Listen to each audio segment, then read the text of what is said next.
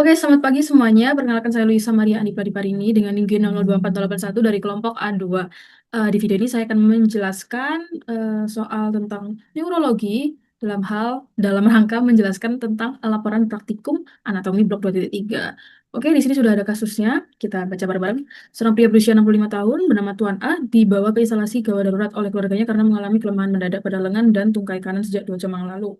Selain itu, keluarga pasien juga melaporkan bahwa pasien berbicara terbata-bata, sulit menyusun kata, dan tampak bingung ketika diajak berbicara. Tidak ada riwayat trauma kepala sebelumnya. Oke, ada pemeriksaan fisik, dapatkan hemiparesis sisi kanan, lalu refleks sisi kanan meningkat, ada Babinski sign, terus ada hilangnya sensasi nyeri, dan suhu tubuh pada sisi kanan tubuh.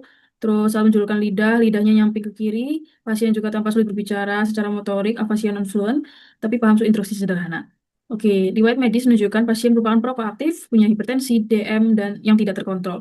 Pemeriksaan CT scan menunjukkan ada infrak iskemik pada lobus frontalis dan parietalis kiri, terutama di area korteks motorik dan sensorik primer. Dapat pula iskemia parsial pada pons kiri. Oke, di sini sudah ada beberapa pertanyaan. Sekarang saya akan menjelaskan terlebih dahulu tentang yang pertanyaan pertama, yaitu jelaskan struktur pembentuk sirkus Willis sih, mulai dari anterior bla bla bla sama fungsinya dalam menjaga perfusi cerebral dan lain sebagainya. Oke, jadi kita lihat dulu ya gambarnya itu seperti ini. Nggak lemot. Oke. Nah, sebenarnya dari gambar sebesar ini sirkus Willisnya itu cuma yang kecil ini, yang lingkaran kecil. Nah, tapi nggak apa-apa, nanti saya akan menjelaskan menggunakan aplikasi lain, jadi biar lebih mempermudah untuk memahaminya. Nah, jadi sebenarnya Citulus Willisi itu sebesar ini, it looks like a circle, indeed. Tapi ya, buat memahami ini nanti saya akan coba membahas mulai dari bawah, mulai dari arcus aortanya. Jadi biar lebih. Nah, oke lanjut. Tidak, ngulang dari awal. Oke, lanjut. Nah, ini dia. Ini adalah gambaran bentuk dari arteri cerebral yang tadi sangat rumit itu ya. Oke, sekarang saya akan mencoba menjelaskan mulai dari arcus aorta terlebih dahulu. Oke, di sini ada arcus aorta, kita tahu nyabang jadi 3 cabang. Ada truncus brachiocephalicus, lalu ada arteri carotis communis. Nah, lalu ada arteri subclavia. Nah, kita bahas yang depan dulu aja kali ya, dari arteri carotis communis. Nah, arteri carotis communis kan ada dua ya, cuma memang yang satu lebih tinggi, satu lebih rendah. Ya udahlah, ini langsung lanjut aja bahas. Nah, arteri carotis communis nanti dia akan bercabang lagi jadi dua, yaitu ada arteri carotis interna sama eksterna. Ini ya, yang ke arah sana ya, yang kelihatan lah ya. Oke, arteri carotis eksterna. Nah, eksterna itu nanti yang bakal, kalau nggak salah dia bakal menginervasi scalp atau kulit kepala. Lalu, kok menginervasi? Yang akan mengalirkan darah ke scalp atau kulit kepala. Nah, terus di sini ada arteri carotis interna yang nanti akan jadi ya, dia nanti bakal jadi berada masuk di tengah-tengah dari ini ya, arteri cerebral, bukan arteri cerebral sih, keseluruhan skemanya. Oke, nah jadi di sini pintu masuknya dari arteri carotis interna. Nah, arteri carotis interna nanti akan bertemu dengan arteri cerebri media. Arteri cerebri media nanti akan mengalirkan darah ke otak bagian depan atau lobus frontalis. Nah, ini ya, lobus frontalis. Lalu nanti dari cerebri media nanti di depan ada arteri cerebri anterior. Oke, arteri cerebri anterior, nanti dia akan masuk ke hemisferium medial ini ya, nanti bakal jadi nyapang-nyapang, ya itulah. Nah, arteri cerebri anterior itu punya jembatan, yaitu arteri communicans anterior, komunikasi, jembatan. Oke, jadi arteri communicans anterior itu yang menghubungkan dua arteri communicans ini. Ini apa? Oh, nggak tahu. Oke, sudah. Lalu kita nanti akan mundur lagi, daya media. Nah, terus di sini, yang kecil ini, itu adalah arteri communicans posterior. Nah, arteri communicans posterior ini akan menghubungkan antara arteri carotis interna sama ini tadi ya, bagian dari arteri cerebri media ke arteri cerebri posterior. Gitu. Kalau yang tadi menghubungkan secara horizontal ya, yang komunikans anterior itu menghubungkan secara horizontal, kalau yang komunikans posterior itu menghubungkan secara vertikal antara cerebri posterior sama cerebri media dan keratis interna. Ya, oke lanjut. Aduh. Nah, itu sih kalau dari karatis interna ya. Sekarang kita mulai masuk dari ini ya, arteri vertebralis. Oke, dari arteri vertebralis nanti akan masuk ke daerah cervicalis ya, ke daerah leher. Lalu nanti di sini akan bergabung menjadi arteria basilaris. Ya, nanti dia akan mengalirkan darah melewati medulla oblongata sama pons. Lalu di sini dia akan bercabang menjadi arteria pontis. Gitu. Lalu Oke, arteria basilaris nanti akan jadi arteria cerebri posterior yang tadi nanti bakal nyambung sama ini ya comunicans posterior. Lalu ada di bawahnya ada arteri cerebelli superior nanti akan nyambung ke cerebrum bagian atas superior. Oke, terus udah gitu doang. Nah, fungsinya tuh gini. Sebenarnya ini ada hubungannya sama soal terakhir sih, tapi ya udahlah ya bahas sedikit aja. Jadi, kalau misalkan nanti ada sumbatan di daerah satu sisi gitu ya, entah sumbatan entah pecah, itu masih ada arteri komunikans yang bisa jadi jembatannya gitu. Jadi, ibarat itu tuh kayak jalan pintas gitu. Misalkan di sini ada kerusakan gitu ya. Jadi kan salah gimana ya? Misalkan di sini ada kerusakan. Salah gimana ya?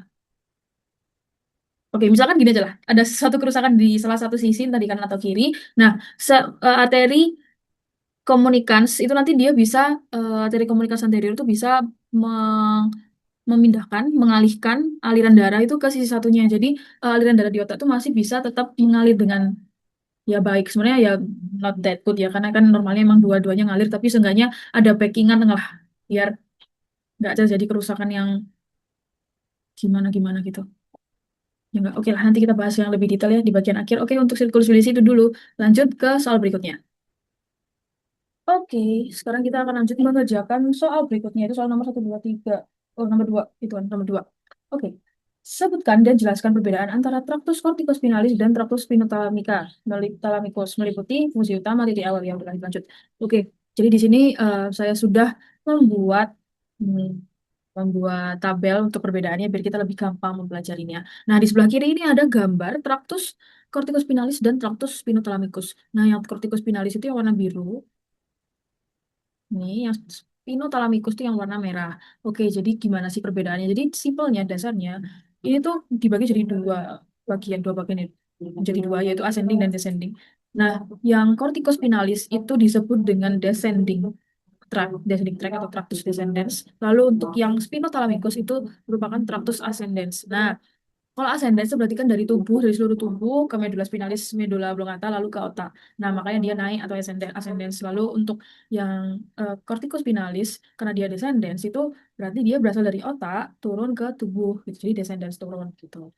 Oke, nah terus kita bisa ketahui juga jenis jalurnya dari, kalau misalnya sudah paham konsep tadi, kita juga bisa tahu jenis jalurnya. Kalau yang corticospinalis, karena dia dari otak, dari atas ke bawah, ya berarti dia exit efferent motorik, dia menghasilkan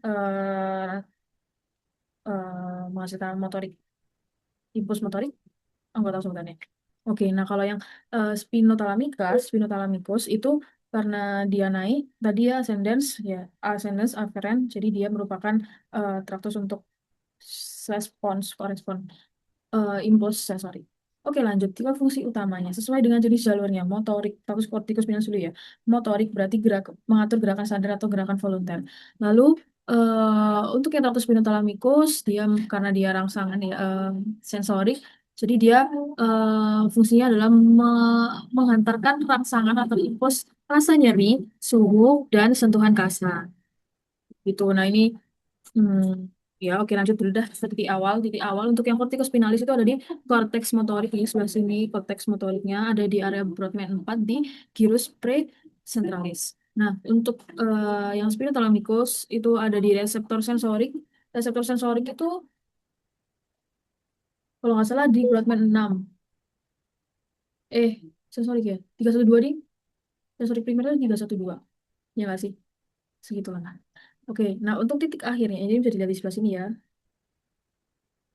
Nah, oh ya, ini titik akhirnya kebalik. Jadi ini titik awalnya untuk corticospinalis, lalu titik akhirnya ada di sini, ada di neuron motorik di bawahnya, neuron motorik bawah di cornu anterior medulla spinalis. Plus untuk yang spinothalamicus, dia masuknya dari reseptor sensorik atau neuron sensorik di sebelah sini, bawah sini. Lalu nanti titik akhirnya ada di korteks sensorik. Sini korteks sensorik. Oke, yang tadi area Brodmann berapa tadi ya? 312. Ya, oke. Nah, untuk lokasi persilangan ini juga beda. Untuk lokasi persilangan yang corticospinalis itu dia lebih tinggi atau ya lebih tinggi sih. Ya benar. Dia persilangannya itu ada di daerah medula sini, di medula oblongata. Sedangkan untuk yang spinothalamicus dia dari awal masuknya sudah bersilangan gitu. Jadi segera setelah masuk medula spinalis dia sudah mengalami penyilangan. Nah, Untuk letak di medula spinalis kita bisa lihat di aplikasinya deh ya. Oke, sekarang kita pindah ke aplikasi buat cara tahu lokasi letaknya di medula spinalis. Ya, simpel aja sih sebenarnya. Nah, di sini ini tempatnya Tractus corticospinal, jadi ada di Tractus corticospinalis lateralis. Nah, itu dia di kamar. Tractus corticospinalis lateralis. Nah, untuk yang Tractus pinothalamicus di gambar ini di aplikasi itu nggak begitu kelihatan. Bukan nggak begitu kelihatan ya, nggak diliatin malah. Tapi posisinya itu sekitar ada di sekitar sini lah. Nah, di anterolateral system. Ya, jadi di anterolateral system ya, aduh lupa tuh. Ya di sekitar sini, lemniscus spinalis ini. Jadi dia ada di sini dekatnya cornu anterior ini. Iya nggak, dia anterior kan? Yes, dekatnya cornu anterior. Itu untuk lokasinya. Kalau begitu, udah ya berarti. Oke, kita lanjut ke nomor berikutnya. Oke, sekarang kita akan lanjut ke pertanyaan nomor tiga. Buat pertanyaan sih, soal nomor tiga yaitu sebutkan pembagian trunkus cerebri dan minimal dua struktur penting dari mesencephalon, pons, dan medulla oblongata. Oke, kita agak mundur dikit membahas tentang trunkus cerebri. Jadi, trunkus cerebri itu dari tiga bagian, mesencephalon, pons, sama medulla oblongata. Nah, kalau secara embriologi, mesencephalon itu berasal dari mesencephalon, ya sama aja. Lalu untuk eh, pons dan medulla oblongata itu dari satu bagian yang sama, yaitu awalnya dari rhombesencephalon, lalu nanti akan terbagi menjadi metencephalon dan melencephalon. Metencephalon nanti akan menjadi pons dan cerebellum, lalu untuk melencephalon nanti akan menjadi medulla oblongata. Oke, sekarang kita akan membahas langsung saja mulai dari mesencephalon atau midbrain. Oke, jadi di midbrain ini ada satu bagian penting yaitu pedunculus cerebri yang bentuknya mirip kayak Mickey Mouse ini ya. Oke, nah di sini ada beberapa bagian atau pars-pars yang cukup penting. Yang pertama ada ini fossa interpeduncularis di bagian tengah sini, yang nanti dia akan dilewati oleh arteria centralis posteromedialis. Lalu dia juga nanti akan menjadi tempat keluarnya nervus 3. Ya, nervus 3 oculomotor. Oke, lalu ya ada bagian-bagian yang lainnya sih, tapi nggak apa-apa kita bahas itu aja. Lalu di bagian sini ada crus cerebri ini yang kayak telinganya Mickey Mouse. Lalu ada substansia nigra warna gelap yang berwarna gelap yang mengandung pigmen melanin yang ini nanti akan ada hubungannya dengan produksi dopamin, lalu nanti ada hubungannya dengan kasus atau penyakit Parkinson gitu. Lalu di sini ada tegmentum yang atas, lalu yang bawah sini adalah tectum, yang atas tegmentum mesencephaly, yang bawah adalah tectum mesencephaly, lalu di bagian tengah ada aqueductus mesencephaly. Aqueductus mesencephaly ini kalau nggak salah jalan keluarnya LCS ya, termasuk saluran keluarnya LCS. Oke, recording. Oke. Lanjut. Nah, di bagian mesencephalon tuh ada kayak tonjolan-tonjolan gini yang ada namanya juga, yaitu yang pertama ini ya ada colliculus superior, colliculus superior, lalu ada colliculus inferior, lalu di samping sini ada brachium colliculi superior atas bawah, ya yang bagiannya kayak pengikatnya gini ya. Jadi yang bentuknya kayak seperti pitanya ini, oh pita sih, kayak bentuknya kayak ligamen. Brachium colliculi superior, lalu ini ada brachium colliculi inferior, lalu yang di bagian sini tuh ada geniculatum lateral dan di bawahnya geniculatum medial karena bentuknya lebih dalam. Lalu ini yang nervus yang menjalannya adalah nervus trochlear, nervus 4. Begitu. Oke, oh ini ada catatan untuk yang colliculus superior atau akan membawa jaras visual, yang inferior membawa jaras auditori. Visual auditori. Oke, lanjut ke pons. Di bawahnya ini ya, di bawahnya mesencephalon. Ini ada banyak nervus yang keluar di sini, bukan keluar, melewati. Ada yang lewati, ada yang keluar. Di sini ada nervus facialis, sebelahnya nervus 8, nervus vestibulocochlearis, lalu di samping sini ada trigeminus, yaitu nervus 5. Lalu di paling tengah, nervus abducens, dekatnya sulcus bulbopontinus ini. Lalu ini ada sulcus basilaris pontis yang nanti akan dilewati arteri basilaris dan arteri, ya arteria apa ya, basilaris pontis yang bercabang-cabang tadi, lupa. Oke, ya ini tadi ini ya, arteri nervus 3 tadi ya yang sebelah sini. Nomor nervus 3, kalau nggak salah nervus 4, yes ini nervus 5, ini nervus 6, 7, 8. Nah, di sini ini juga nanti ada nervus 9, 10, 11, dan ini nervus 12. Berarti nervus, ya itulah. Ya, oke. Kalau di sini ada angulus cerebellopontinus, tempat keluarnya dari nervus 7 dan 8. Di sini ada sulcus bulbopontinus, udah ya tadi ya. Oke, lanjut. Di sini di bagian dorsal. Kalau tadi bagian ventral, yang ini bagian dorsal. Oke, di bagian dorsal, em, ini ada beberapa bagian, yaitu sulcus medianus posterior yang bagian belakang, sulcus. kayak saluran medianus bagian tengah atau medial, posterior di belakang. Oke, di sini ada colliculus facialis, lalu ada sulcus limitas dan striae medularis. Medulares. Oke, lanjut medula oblongata. Medula oblongata ini ada aspek eksternanya. Kita bahas aspek eksternal. Kita bahas dikit aja yang penting-penting biar cepat. Oke, yang pertama di sini ada oliva. Oliva ini penonjolan karena pendesakan nuklei olivarius inferior. Lalu di bawah di sampingnya ada piramis. Ya, slightly like piramis ya, emang. Diri penonjolan karena pendesakan traktus piramis. Traktus piramis itu berarti corticospinalis ya. Iya. Lalu di sini ada sulcus ventrolateral, sulcus yang berada di ventral dan lateral. Ventral lateral. Lalu di tengahnya ada viscera mediana anterior. Nah, terus di bagian tengah yang agak kayak tergabung gini, yang agak kayak bekas jahitan itu ada decussatio pyramidis tempat uh, corticostratus corticospinalis eh yang lateral. Lateral kan ya? Ya lateral itu nanti akan menyilang. Hmm. Nah, lalu di sini ya, ini ada gambarnya yang dari lebih jelas yang gambar aslinya. Oliva, piramis, viscera mediana anterior, lalu ada sulcus ventrolateral. Terus di atas ini ada nervus abducens. Nah, ini tadi sudah sempat bahas juga. Ini ada nervus-nervusnya, nervus 9, 10, 11, 12.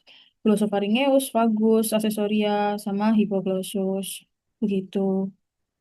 Oke, untuk bagian tuntus cerebi sudah selesai. Kita lanjut ke nomor berikutnya. Lanjut, sekarang kita akan membahas nomor 4. Yes.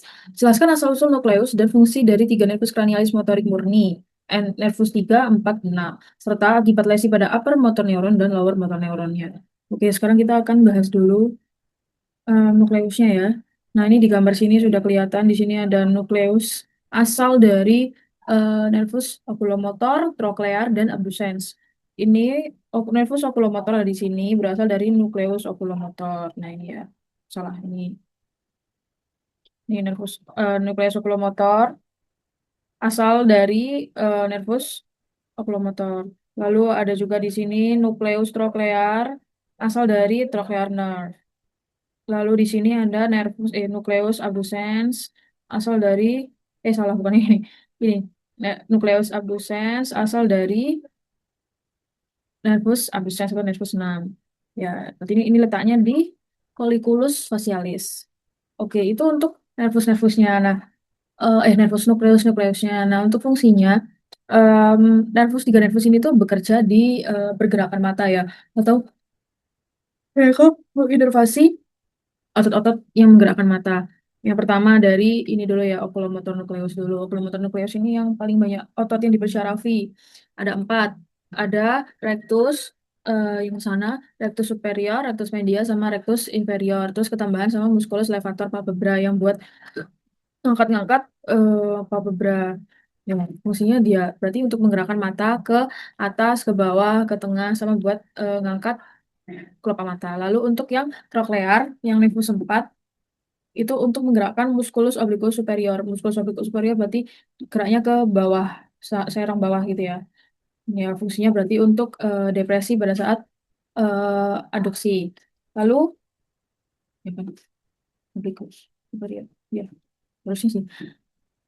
Oke, lanjut ke nervus abducens. Nervus abducens itu menginervasi musculus rectus lateralis, berarti ke arah sana. Nah, ke arah sana, rectus lateralis, jadi dia menggerakkan mata keluar atau abduksi. Begitu. Lalu kita langsung masuk aja ke akibat dari lesi. Lesi di upper motor neuron sama lower motor neuron. Nah, untuk yang oke, definisi dulu kali ya. Pengertiannya upper motor neuron itu berarti kalau misalkan ada lesi di UMN itu berarti ada kerusakan di jalur dari korteks motorik ke nukleus tadi, yang nukleus oculomotor dan lain-lain.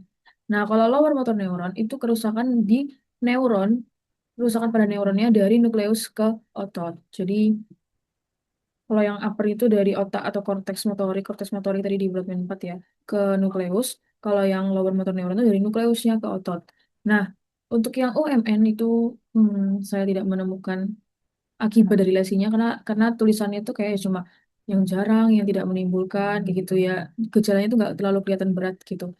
Mungkin kalau misalkan kelemahan juga kelemahan yang ringan yang tidak begitu berpengaruh, tidak begitu signifikan lah. Nah, tapi untuk LMN itu ada beberapa kondisi yang menyebabkan perubahan yang cukup signifikan. Salah satunya tuh ini ptosis. Ya, ptosis ini lesi di nervus 3, yang ini ya. Jadi kelopak matanya itu turun sebelah. Jadi dia nggak bisa mengangkat muskulus levator palpebra. Nah, terus bisa juga, ya ini ya pokoknya ya. Terus untuk yang di nervus oculomotor itu bisa juga midriasis atau pupil matanya itu membesar. Jadi refleks cahayanya itu menghilang. Jadi ya nggak ngecil-ngecil lah, nggak miosis gitu matanya, pupilnya. Lalu untuk nervus 4 yang troclearis itu matanya nanti tadi kan fungsinya tuh apa ya? Superior, oblik superior ya. Berarti nanti matanya nggak bisa gerak ke bawah serong, serong kiri atau serong kanan bawah gitu ya. Pada saat adduksi. Terus habis itu kalau yang abducens atau nervus 6 itu pasien nanti tidak bisa menggerakkan matanya ke lateral karena kan tadi kan di nervus abducens ini untuk menginervasi musculus rectus lateralis kan. Jadi nanti nggak bisa pasien nggak bisa menggerakkan matanya ke arah lateral atau bisa juga ini strabismus nih Juli. Jadi bentuk matanya itu nggak menurut ke tengah sih ya kalau strabismus itu, tapi bentuk matanya itu nggak linear gitu, nggak hadap ke depan ke anterior semua gitu. Ya, itu sih. Oke, lanjut ke nomor berikutnya. Yeay. Oke, sekarang kita akan lanjut ke nomor 5, yaitu kita akan membahas area Broadman. Jelaskan lokasi dan fungsi dari area Broadman berikut ini. Ada area 4, lalu ada 1, 2, 3, area 44 dan 45, lalu ada area 22. Nah, tapi kita nanti dia akan membahas cuma itu aja ya. Ada beberapa tambahan yang menurut saya cukup oke dan bisa ditambahkan. Oke. Yang pertama, area 4. Area 4 ini adalah area motorik primer. Area motorik primer ada di ini yang warna oranye nih. Area motorik primer ada di gyrus precentralis. Area motorik primer ini kalau teman-teman ingat yang oh enggak itu nanti dibahas nanti. Ini nanti akan ada hubungannya sama yang nomor selanjutnya yaitu nomor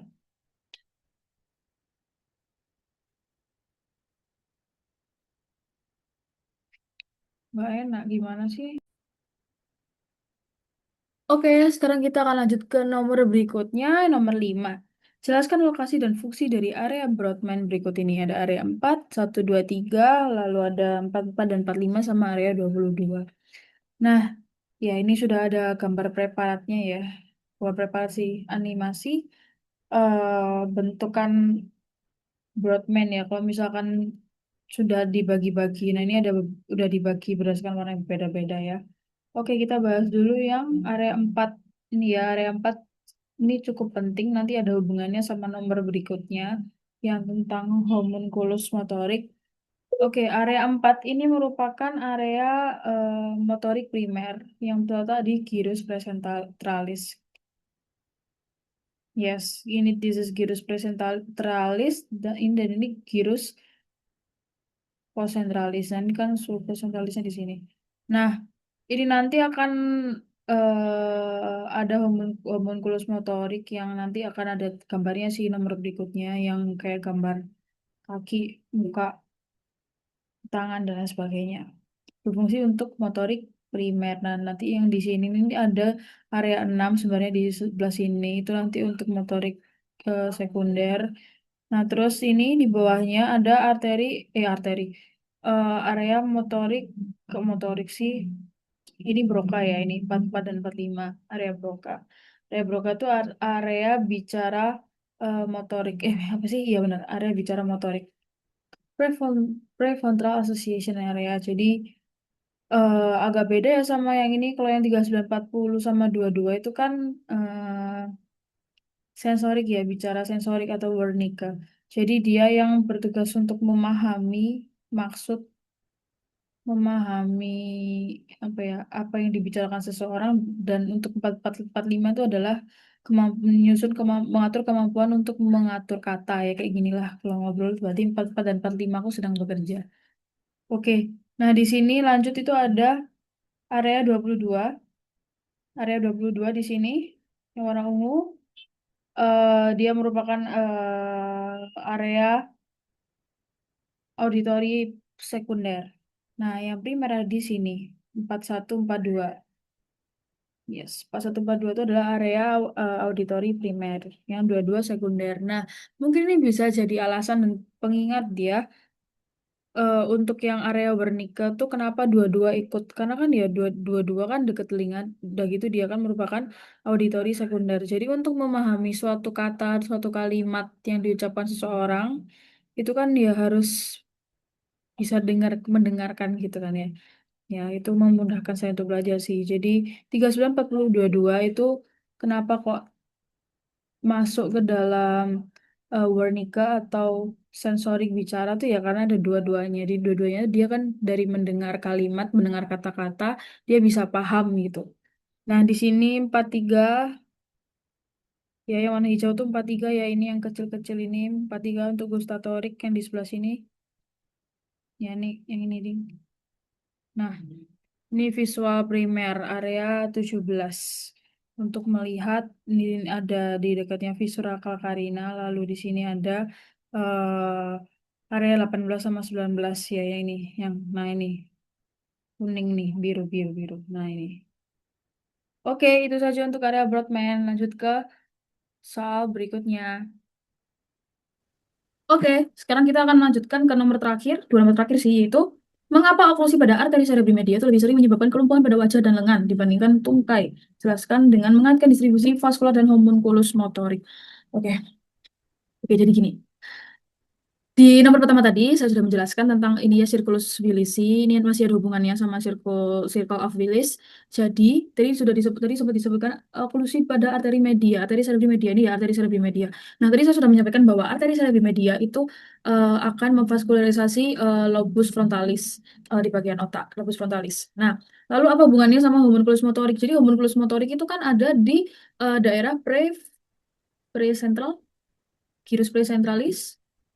Ya, dekatnya sulcus centralis ya. Ya, di daerah situ. Nah, ini apa namanya arteri cerebri media itu juga akan memvaskularisasi di daerah situ yang presentralis, gyrus presentralis tadi. Nah, terus di daerah gyrus presentralis ini itu ada di bagian sebelah sini ya. Sebelah mana tuh berarti?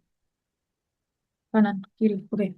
Nah, di daerah sini itu nanti ada yang namanya homunculus motorik. Jadi di sini nanti bakal banyak serabut-serabut eferen ya yang nanti bakal mempengaruhi motorik manusia lah.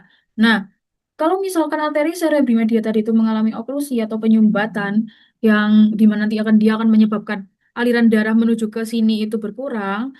Nah, itu nanti akan menyebabkan ini apa namanya?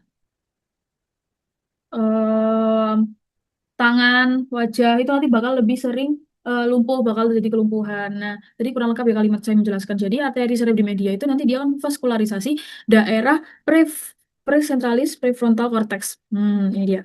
Jadi di daerah yang korteksnya aja, yang di luarnya aja, nggak sampai ke daerah media gitu. Nah, karena dia cuma memvaskularisasi daerah sini, ya ya udah. Jadi akhirnya yang berpengaruh, yang lumpuh, yang nanti akan mengalami kelumpuhan itu ya daerah yang ini ada tangan gede, ada muka gede ini. Begitu nanti, jadi ketika arteri cerebri media itu mengalami oklusi atau penyumbatan, terus aliran darahnya nggak bisa masuk, akhirnya bagian-bagian di sini tuh ada thumb, neck, face, hand, arm, itu bakal terpengaruhi, ter eh, kena efek secara langsung lebih lebih terefek, lebih berpengaruh gitulah pokoknya. Nah, sedangkan karena trunk atau ya tungkai, kaki, foot, itu karena dia berada di bagian media dekat hemisferium cerebri, maka ya dia nggak kena gitu loh, jarang kena begitu. Oke, itu aja. Lanjut nomor berikutnya. Finally, last number. Oke, terakhir, jelaskan mekanisme kompensasi vaskular yang terjadi jika terdapat oklusi pada arteri karotis internal kiri dengan mengaitkan struktur circulus Willis yang terlibat. Oke, this is the easy one. Tadi saya sudah menyampaikan di nomor satu, udah sempat kebahas, jadi sebenarnya udah kejawab juga ya. Oke, tapi di sini kasusnya adalah oklusinya di arteri karotis internal sebelah kiri. Ini ya. Oke, arteri karotis internal sebelah kiri. Berarti arteri karotis internal sebelah kiri sepanjang ini itu terjadi mengalami oklusi atau penyumbatan. Nah, terus gimana dong kalau penyumbatan? Berarti kan yang sebelah kiri nggak dapat itu ya aliran darah ya. Ya, itulah gunanya circulus Willisi. Jadi dia kan punya arteri komunikas tadi ya. Arteri komunikas ada yang posterior, ada yang anterior. Nah, dengan adanya arteri komunikans, kalau misalkan yang di daerah arteri karotis interna tersumbat, darah itu masih bisa lewat arteri karotis interna yang kiri tersumbat, dia itu masih bisa masuk ke arteri karotis interna yang kiri. Ya apa sih? Kalau yang kiri tersumbat dia bisa dia masuk yang ke daerah kanan, arteri kartis internal kanan. Arteri kartis internal dekstra. Oke, nah nanti oke. Karena dia daerah ke atas ya, nanti dia bakal bisa melewati arteri cerebri medial, lalu nanti akan melewati cerebri anterior, lalu nanti bisa melewati komunikas anterior. Jadi nanti bisa, ya nanti dia bisa jalan dari sini, terus lewat sini, terus ke daerah sana gitu. Nah kalau enggak, dia bisa lewat jalan ini ya, misalkan ini ya, kartis internalnya kesumbat tuh, kartis internal tersumbat. Misalkan anggap aja kartis internal tersumbat, mungkin nggak ya kalau sampai kartis komunis. Mungkin misalkan nih eh, kasus lain. Jadi arteri kardis internet tersumbat, komunisnya nggak bisa jalan, nih bisa jalan lewat sini nih, arteri subclavia, terus masuk ke vertebralis. Dari vertebralis nanti ke sub, sub basilaris sampai ke arteri basilaris nanti ke arteri cerebri posterior, lalu nanti lewat ke komunikans posterior. Udah deh, terus nanti dia bisa jalan lagi, gitu kan, naik lagi. Nah, bisa lewat sini nanti. Ya nggak. Nah, sini. Nah, begitu. Jadi, ya.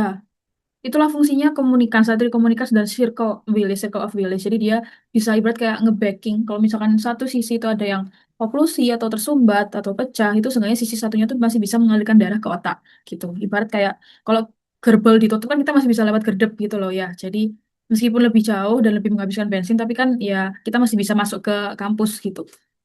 Udah selesai. Yeay, terima kasih semuanya. Mohon maaf bila ada salah kata. Semoga bermanfaat untuk kita semua. Sekian dari saya. Terima kasih. Anatomi keren.